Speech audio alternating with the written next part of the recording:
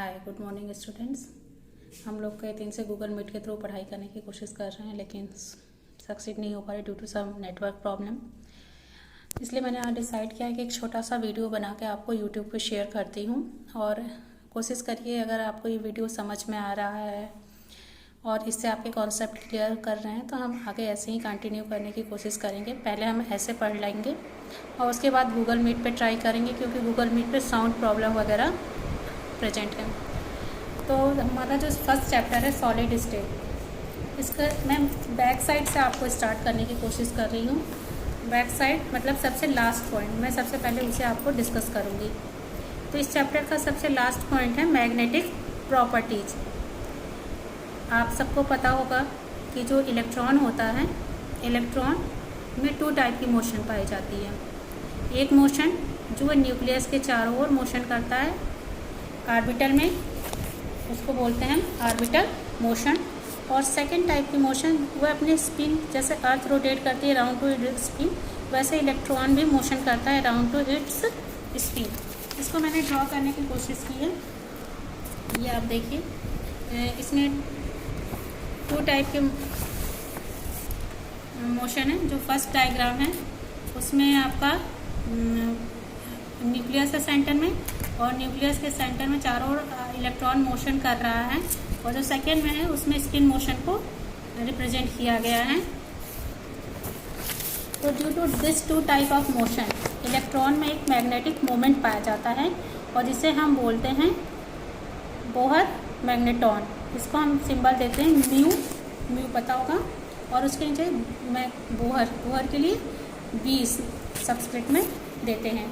तो इसका सिंबल हो गया म्यू बी, बोहर मैग्नेटॉन। और इसकी वैल्यू जो होती है ये होती है 9.27 इंटू 10 की पावर -24। ये आपकी पेज नंबर 27 चैप्टर का सबसे लास्ट पॉइंट है। तो due to presence of two type of motion, orbital motion and spin motion, each tiny electron behave like a tiny magnet, और उसमें मैग्नेटिक मोमेंट पाया जाता है। और ये मैग्नेटिक मोमेंट की वजह से जितने भी मटेरियल हैं उसमें मैग्नेटिक प्रॉपर्टीज पाई जाती है। और आपके सिलेबस में इस मैग्नेटिक प्रॉपर्टीज के बेस पे सारे सब्सटेंस को 5 कैटेगरी में डिवाइड किया गया है। अब हम एक एक करके सारी कैटेगरियों के बारे में डिटेल से स्टडी करेंगे। तो जो सबसे पहला हमारा डिवीजन है पैरामैग्नेटिज्म। पैरामैग्नेटिज्म उसमें पाया जाता है जिसमें इलेक्ट्रॉन अनपेयर्ड होते हैं। सपोज आपने कॉपर Cu में आपके अनपेयर्ड इलेक्ट्रॉन एक होता है, और Cu++ में नंबर ऑफ अनपेयर्ड इलेक्ट्रॉन बढ़ जाते हैं। इसी तरह Fe+3, क्रोमियम+3, ऑक्सीजन, ये जो मॉलिक्यूल हैं जिनमें कि नंबर ऑफ इलेक्ट्रॉन पाए जाते हैं। तो due to presence of unpaired electron they show magnetic property, but they are weakly attracted by the magnetic field. When magnetic field जब इनके आसपास प्रेजेंट होता है तो ये इनका जो मैग्नेटिक प्रॉपर्टी होता है ये उसी फील्ड के डायरेक्शन में अरेंज हो जाता है, और जैसे ही हम वो मैग्नेटिक फील्ड रिमूव करते हैं ये अपनी मैग्नेटिक प्रॉपर्टी को लूज कर देते हैं। तो पैरामैग्नेटिज्म के लिए दो चीज़ें होनी चाहिए कि ये मैग्नेटिक प्रॉपर्टी तभी शो करेंगे जब आप उनको किसी मैग्नेटिक फील्ड में रखेंगे। मैग्नेटिक फील्ड को रिमूव करते ही ये अपनी मैग्नेटिक प्रॉपर्टी को छोड़ देंगे या ख़त्म हो जाएगी। दूसरा, ये वीकली अट्रैक्टेड होते हैं। तीसरा, दे हैव अनपेयर्ड इलेक्ट्रॉन। इनमें जितने ज़्यादा नंबर ऑफ अनपेयर्ड इलेक्ट्रॉन होंगे उनमें पैरामैग्नेटिक प्रॉपर्टी उतनी ही ज़्यादा होगी। सपोज किसी में 1 इलेक्ट्रॉन है, किसी में 2 है, किसी में 3 है, तो जिसमें 3 अनपेयर्ड इलेक्ट्रॉन होंगे उसकी पैरामैग्नेटिक प्रॉपर्टी मोर होगी in compare to 1 electron and 2 electron. Next हमारा जो डिवीजन है diamagnetism. Diamagnetism just reverse of the paramagnetism. Paramagnetism में आपने क्या देखा कि due to presence of unpaired electron in this type of diamagnetism यहाँ पर कोई भी इलेक्ट्रॉन अनपेयर्ड नहीं होता, सारे इलेक्ट्रॉन पेयर्ड होते हैं। और जब ये पेयर होंगे तो ये दोनों की पेयरिंग हमेशा आपको याद होगा 11th क्लास में आपने पढ़ा था, एक दूसरे के अपोजिट होती है जब पेयरिंग होती है। तो इनके जो मैग्नेटिक मूवमेंट होते हैं ये एक दूसरे को कैंसिल कर देते हैं, और मैग्नेटिक मूवमेंट कैंसिल होने की वजह से, प्लस माइनस होने की वजह से इनमें कोई भी मैग्नेटिक कैरेक्टर पाया नहीं जाता है। आपकी बुक में 3 एग्जाम्पल दे रखे हैं, वाटर का, सोडियम क्लोराइड और बेंजीन।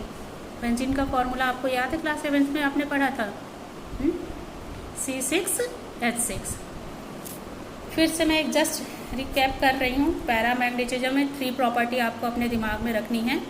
फर्स्ट प्रॉपर्टी है they have weekly attracted by the magnetic field and they show magnetic character only in the presence of magnetic field. When we remove the magnetic field, they lost their magnetic properties. Second thing है कि paramagnetism is shown due to presence of unpaired electron. जितनी ज़्यादा unpaired electron होंगे उतनी ही ज़्यादा आपकी magnetic property ज़्यादा हो गया। अगर किसी में 5 इलेक्ट्रॉन है, मैक्सिमम 5 अनपेयर्ड इलेक्ट्रॉन हो सकते हैं, क्योंकि अगर डी ऑर्बिटल है, अगर एफ है तो मैक्सिमम 7 अनपेयर्ड इलेक्ट्रॉन हो सकते हैं, अगर पी ऑर्बिटल है तो मैक्सिमम 3 अनपेयर्ड इलेक्ट्रॉन हो सकते हैं। Dimagnetism are repelled by the magnetic field. Paramagnetism weakly attracted by the magnetic field और dimagnetism just reverse of paramagnetism। यहाँ पर ये weakly repel होंगे magnetic field के। 3 एग्जाम्पल थे, वाटर, सोडियम क्लोराइड और बेंजीन। यहाँ पे क्या होता है, due to presence of paired electron they cancel their magnetic properties. Next हमारा थर्ड कैटेगरी है फेरोमैग्नेटिज्म। फेरोमैग्नेटिज्म शो करते हैं आयरन, कोबाल्ट, निकिल एक्सेट्रा। इसमें क्या होता है, स्ट्रॉन्ग मैग्नेटिक प्रॉपर्टीज पाई जाती है। यहाँ पर जो मेटल आयन होते हैं ये ग्रुप बना लेते हैं, ग्रुप बना के एक डोमेन क्रिएट कर लेते हैं, और जब इनको हम मैग्नेटिक फील्ड में रखते हैं तो ये एक ही डायरेक्शन में सारे डोमेन जो होते हैं वो अलाइन हो जाते हैं, और जब सारे एक लाइन में अलाइन हो जाते हैं तो ये आपस में इनकी जो प्रॉपर्टी होती है ऐड हो जाती है। अपोजिट अलाइन होंगे तो एक दूसरे को कैंसिल कर देंगे, लेकिन जब सारे डोमेन जो होंगे, domain is a group of metal ion which have magnetic properties, तो each domain act as a tiny magnet. तो अगर ये मैग्नेट है, एक डायरेक्शन में सारे डोमेन डायरेक्टेड हो गए हैं, इनकी सारी मैग्नेटिक प्रॉपर्टीज प्लस हो जाती है, और इसलिए ये स्ट्रॉन्ग मैग्नेटिक प्रॉपर्टी शो करते हैं, और इसमें परमानेंट मैग्नेटिज्म का गुण पाया जाता है। एंटी फेरोमैग्नेटिज्म, फेरोमैग्नेटिज्म का जस्ट अपोजिट है एंटी फेरोमैग्नेटिज्म। जैसे आपने पैरामैग्नेटिज्म का अपोजिट था डायमैग्नेटिज्म, इसी तरह फेरोमैग्नेटिज्म का अपोजिट है एंटी फेरोमैग्नेटिज्म। ये मैग्नीशियम ऑक्साइड शो करता है, जैसा कि आपको नाम से ही पता चल रहा है कि जस्ट रिवर्स ऑफ फेरोमैग्नेटिज्म।